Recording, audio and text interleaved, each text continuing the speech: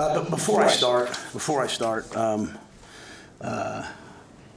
just wanted to just pass on my condolences to the Claire family, the loss of Dr. Pat Claire, and just the 40 years of dedication. His sons, their continued dedication to the university. I believe our second academic All-American, and that was a heavy heart when we learned of that news this week. But a life well lived and a legacy well lived. And I want to say thank you to Dominic and Sue for coming back and, in his own quiet way, didn't want to give a big speech, just wanted to meet the fellows and answer questions. And, it's kind of funny. He said a couple things I say all the time, and I looked at Deshaun, and Deshaun said, "Yeah, Coach, and he says it just kind of hits different." I said, "Thanks, Deshaun." But and Dominic and his family, just so blessed that they were there. And then finally about the game, that was a close win. In many ways, it was a tough day. Credit to Rutgers, credit to Greg Schiano. They did a ton of things against us, but we didn't turn the ball over but once. We won the turnover battle.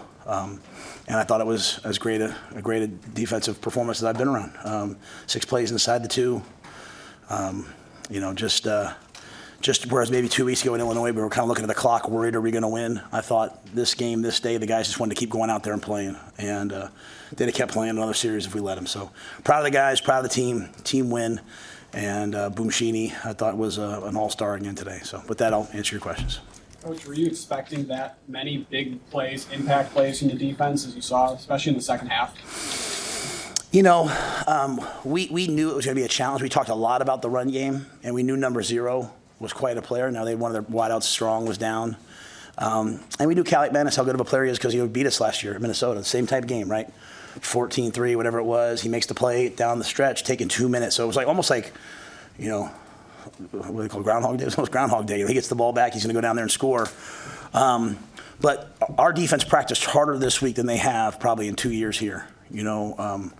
And I think that what they put in came out when the game started. And it was a lot of different guys. We played a lot of different guys, really adverse situations, and really a lot of 3rd and 4th down stops, which was critical.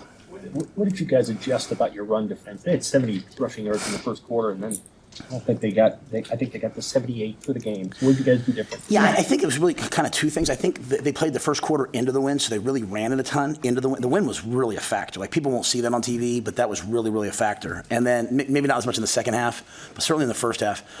And then they had the wind in the second quarter, so they threw it a little bit more. And I thought if you go back to the first half, really a lot of those plays were just missed tackles. Gift comes off the edge, he's going to hit him in the backfield, just missed the tackle, right? They had one that starts right, comes all the way back, winds back, missed the tackle. So it wasn't like, oh, they've got us on this scheme. We're so grateful to have the iPads now because you can kind of look at it and be like, it's not a scheme thing. We're just missing tackles. They had the 1 3rd and 22 after the sack, and they checked it down, and he made a guy miss and got it to 4th and 3. So I think it was more that, to be honest with you. And we started playing some man. We played some bigger guys. Like Tony's a 3-3-5 guy, but he was playing some 5 down with 2 jacks today. I was really proud of him. That was like him leaving the family almost. But he did what we needed to do, and we played some 3-man rush. Some 3-2 stuff. So he had 3 different personnel groupings out there. And then I thought we won 3rd down and 1 4th down. That was my key for the defense today. With this game was I said the defense had to win 3rd down. Rutgers gets into a lot of 3rd downs. If we won them, we'd get off the field. If they stayed on the field, they would wear us down, and that was what we were trying to avoid. What did you see from Brian Boomshini today? Obviously, he went down with that injury. I mean, were you worried that he was out of the game? Then you call him for a fake punt and probably won the game with that last punt for you guys there. Yeah, I mean, he was great. I mean, obviously he got hit hard. And we knew we were going to call that fake punt, and really almost called it the first time, and then almost called it at the 5-yard line, the one at the 5 when they blocked it. They were bringing 10 guys, and there was no one covering them. And then finally we called it the 3rd time. But I just Brian, what we thought was the unsung hero last week, and I'd say he's the unsung hero this week. And he did a great job on the last one. We were asking him the 1-step punt versus the all-out max block, and he saw them drop out, and so he slowed down. He took 3 steps, and he just boomed that kick, And we took the ball today, wanting to have the wind in the 4th quarter and make them go into the wind in the 4th quarter. That's why we took the ball. And I thought that ball got up in the wind, and it spiraled and spiraled and spiraled around. I mean, had that young man tried to catch it, it might have, it would have been a tough catch. I'll just say that. So, I'm really proud of Brian. He showed the heart of a lion out there. Did he almost have to? I mean, it looked like he was hurt fairly bad after the first block. Did he? How close was he to? You were warming up Camden Cook. Like, how close was Brian to coming out? Yeah, I got out there and he wasn't moving, so I was concerned, obviously. And he was like, I'm going to be okay. I'm going to be okay. It's just I forget it was my back hip. And got to the side, and I said, hey, can you just throw the fake punt for me? And he was like, yes, I can throw the fake punt. And then we had Johnny Hall kick off. And, I said, well, can you throw it into the wind? And he was like, yeah, I can throw it in the wind. So he was just locked in. I think he's the guy who's burned the boats in his brain. He's going to do whatever it takes. And medically, he was fine. I think he just took a big hit and was hurt, just felt it. At the goal line stand, they had 6 cracks after that block punt. How impressive was that, and how important was that to the grand scheme of the game? Yeah, I think the thing that our guys are learning is when you have some adversity, it's an opportunity for you to rise up and do something special. I think we're getting past the point of wanting things to be easy, hoping the other team doesn't play well, and just wanting to go out and play well ourselves. And so that's the message in this building. Hey, don't want it to be easy. Go out there and play. And I thought they took the field. They wanted to get out there. We took the PI. And, they played hard. Tony had a little twist stunt. He ran twice. And Nash came around one. I forget. I don't want to not give credit to somebody, but they made big hits and kind of knocked it out of there. And then just defended the 4th down play. So, just some really great stuff. And, it was a tough day in the second half on offense, right? And really on 3rd down. But we did come out and hit that ball to Jay Lloyd, which kind of opened the field up a little bit. And so then we were able to at least, kind of get out of there. And I might have the drives messed up, so you have to forgive me that things go fast for me in the game. But I thought the defense, they didn't really care what happened today. They were just going to keep playing. What lessons do you think Dylan can take out of the day-to-day when they were coming after him and he had some moments he'd probably like back? I think this is all part of the continuum of learning and growing.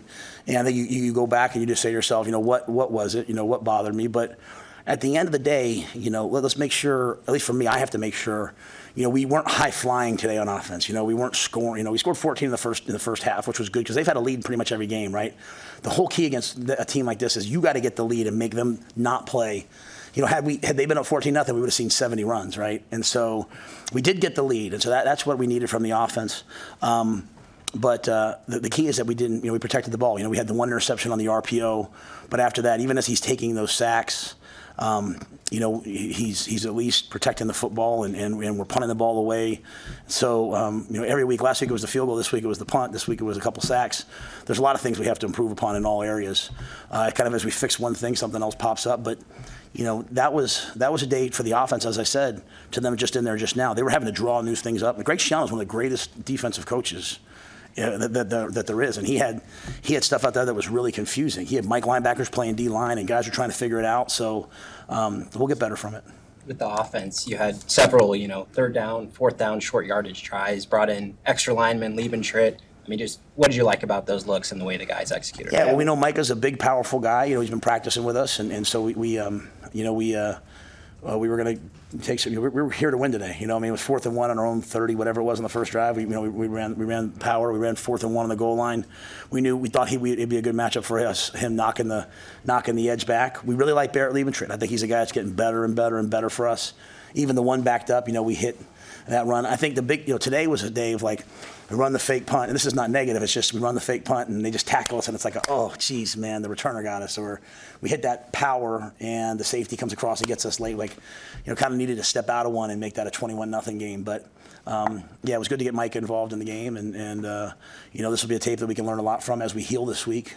It's been a tough ride here, right? So, in terms of 6, not many teams in the Big Ten, I don't think have done 6 straight games. Maybe a couple have. A lot have had a bye. So, I'm glad we have a bye, and we'll see if we can get better. You came in and mentioned that Kaliak Manis had you guys in this spot a year ago and went down and won the game.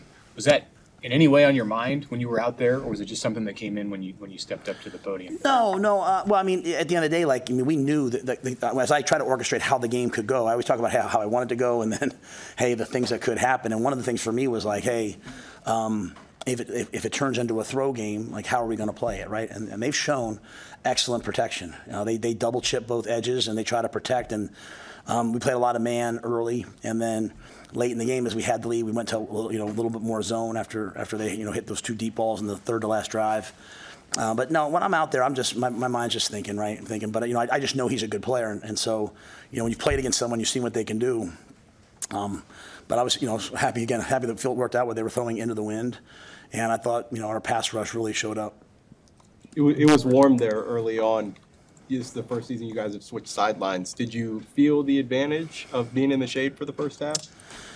Yeah, well, I think if I'd have sat on the other side, I might have felt worse. I don't know that I noticed, other than it never felt super hot to me. I think I was more taken with the wind. I don't know if I've ever been a part of a day that's 95 and that windy, especially early on, and then gusting. And so even in pregame, the balls were kind of flying around a little bit. You remember now, I think they missed a field goal earlier, correct, right? Am I right on that?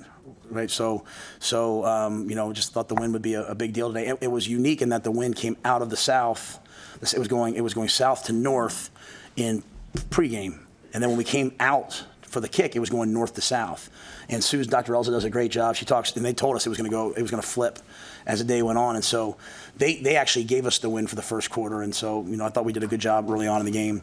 It was just a lot of different factors out there. But it wasn't too hot for us. And again, we played a lot of guys, knowing that we wanted to be fresh in the fourth. What kind of value is it to win a one-score game? I know last week was a very close game, but this is a one-score game to prove to your guys that they can do this. Yeah, I don't even think, respectfully, I don't even think it's even like, hey, you can do this. I think it's more like, how do you do this? And how do you do it is you don't start looking at the scoreboard and the clock hoping that it runs down. You play. I'm like, just go play.